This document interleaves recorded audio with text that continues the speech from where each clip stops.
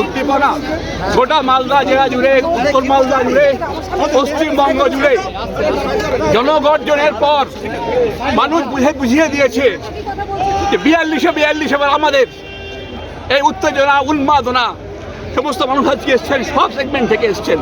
তোমরা নিজে দেখেছো, আমার বলার কিছু নেই। বলছি অমিত মালব্য একটা খুব